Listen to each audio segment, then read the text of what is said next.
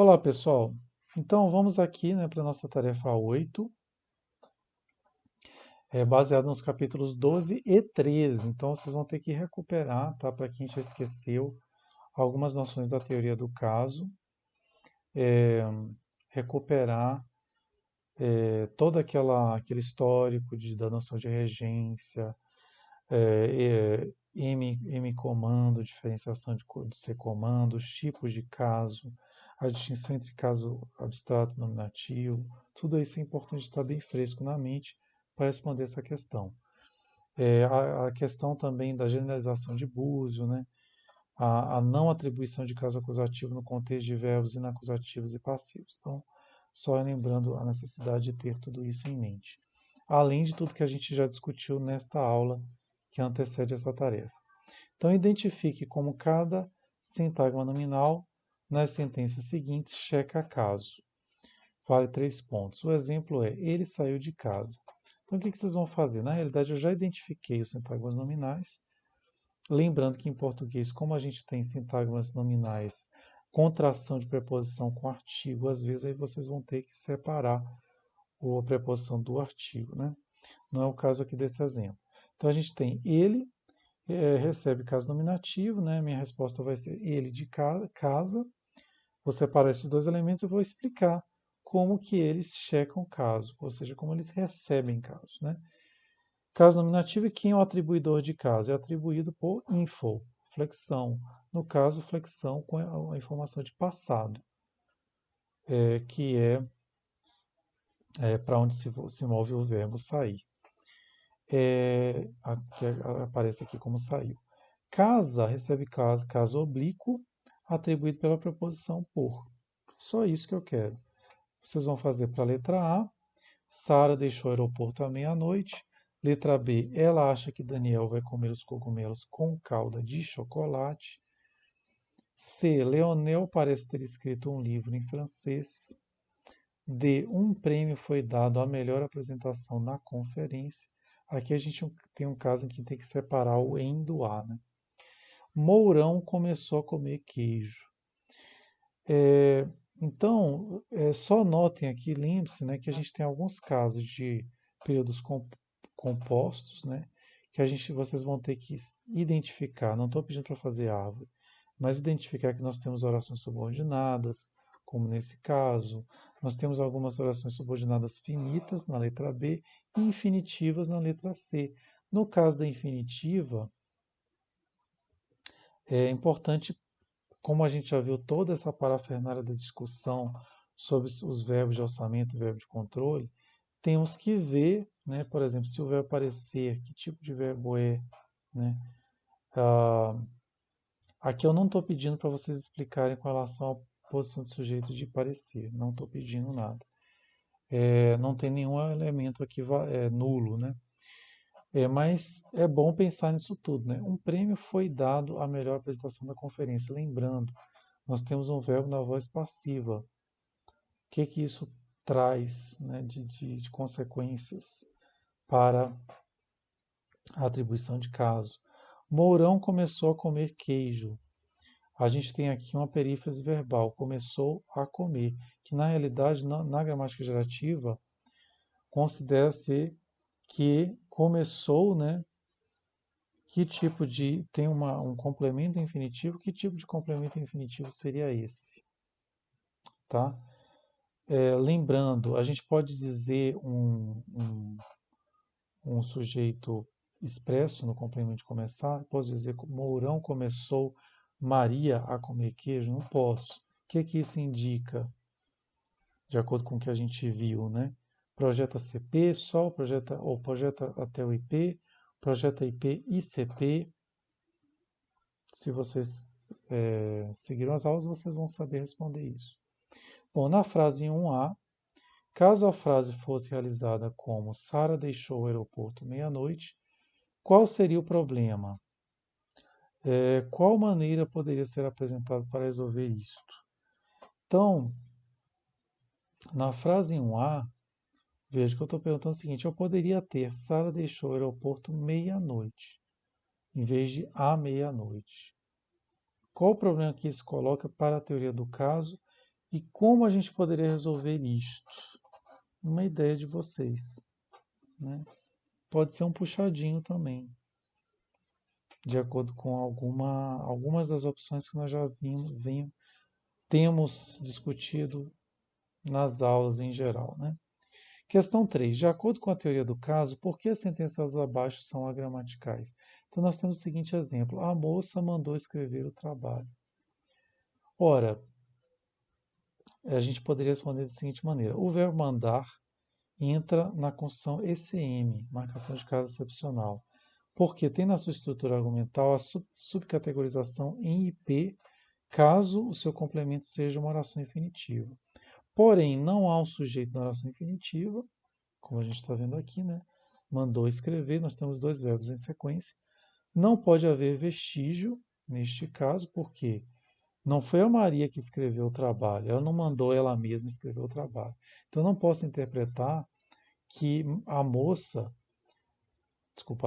mandar ela mesma. Então, não posso interpretar que a moça surgiu nessa posição e se moveu para cá. Não faz sentido. Então, eu teria o seguinte, e se eu tivesse outra opção, em vez de ter vestígio, seria colocar um prosão aí. Prosão seria regido, porque se o verbo mandar o verbo de ECM, porque ele permite um sujeito subcategorizado ao lado do infinitivo, eu poderia dizer a moça mandou João escrever o trabalho, então ele é um verbo que permite, mandou-o, né, também, então ele atribui caso para esse sujeito por aquele mecanismo excepcional. Mas então isso significa o quê? Que o infinitivo projeta até o IP. Se projeta até o IP, a gente teria um problema com o PRO, porque PRO seria regido. Por que seria regido? Olha só a quantidade de questões relacionadas. Porque o verbo de cima passaria pelo IP, o IP recebe função temática do verbo, né, que é a função θ, função semântica θ, tema, desculpa, e, portanto, ele não serve como barreira para a regência do verbo de cima, né, a essa posição de PRO, onde o PRO está, que é o SPEC IP. Portanto, ele é regido quando ele não pode ser regido. Isso é uma coisa que a gente viu na aula. Então, essa toda a explicação para dizer assim, nós temos um problema com essa frase, que seria um problema de atribuição de caso. O PRO não pode receber caso, em outras palavras. Certo? Aí nós temos o exemplo em A, né, a frase em A. Ele declarou ele entender Hegel. Essa frase é agramatical, vocês vão de convir comigo. E B, foi levado aquele ladrão para a prisão. Foi uma frase que foi apresentada no capítulo anterior. Tá certo? Então, e finalmente a gente tem o exercício 4, né, questão 4. Faça as árvores das sentenças abaixo e explique como os DPs recebem casos. Na verdade, aqui não deveria ter uma interrogação, e sim um ponto. Aqui a gente vai trabalhar com exemplos em inglês, que é um pouquinho diferente do português, exatamente naquela nossa expectativa de sempre ter uma reflexão um pouquinho em línguas diferentes do português. Então, eu tenho aqui o exemplo. I want for you to study, que é um verbo want, né, que permite essa preposição complementadora, o for. Em português, a gente não pode traduzir dessa maneira. Eu quero para você estudar. Eu tenho que dizer, eu quero que você estude. E a gente vai considerar que em inglês o for está na posição de comp, é uma preposição complementadora. Então, a primeira parte da resposta é igual a essa resposta que foi dada para a questão 1. Ou seja, identificar os sintagmas nominais, os DPs, e dizer como que eles recebem o caso. Então, no caso do I, ele recebe caso nominativo, que é atribuído por info com a informação de tempo presente, que está I want. E o you, né, recebe caso oblíquo, que é atribuído pela preposição for. Tá bom? Só que além desse passo, né, da explicação da atribuição de caso, eu quero que vocês também façam a árvore relacionada ao exemplo. E aí, para que isso? Né? Para que vocês também verifiquem se a atribuição de caso respeita a noção de regência, considerando a noção de barreira dada nessa última lição, nesse último capítulo. Apesar de que eu não pedi para vocês especificarem isso, né? Mas eu quero que vocês façam a árvore. Por favor, um exercício extra é pensar nessa questão, tá? Então, I want for you to study. Ó, for you, né? Olha só aqui a atribuição do oblíquo, né? Caso oblíquo. E a atribuição do caso nominativo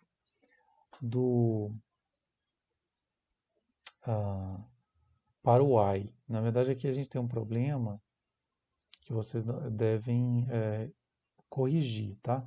A gente deveria ter mais um ramo aqui da árvore com o I, né? Eu esqueci de colocar o núcleo do I. Vou corrigir para o exercício que eu vou postar para vocês. O I, aqui o info, né? É que atribui caso nominativo para o NP, que contém o pronome I, que é eu, tá bom? Tem uma confusão aqui entre I e I, info. Não faça confusão, por favor. Então, eu quero que vocês vejam, né, que, de acordo com a noção de regência, tudo bem, porque M comanda aqui, né, e aqui M comanda aqui, e esse P não serve como,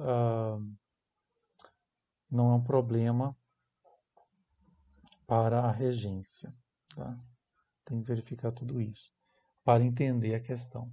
Então, nós temos o exemplo em A. I waited for there to be a sale.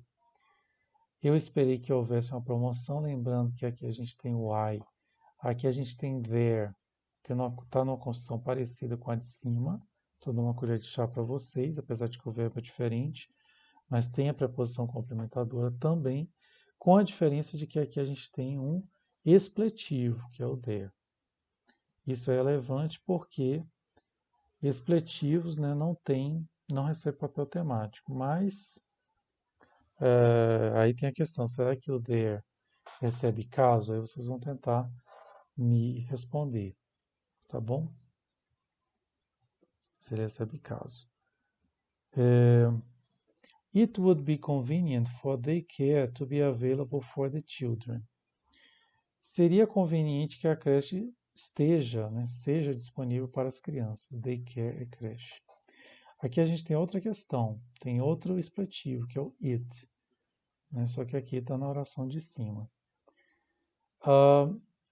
E a terceira oração, parecida com a segunda, né? It would be convenient for the parents for daycare to be available. Notem uma pegadinha aqui, né? Que foi acrescentado o sistema preposicional for the parents, acima do for, que funciona como preposição complementadora.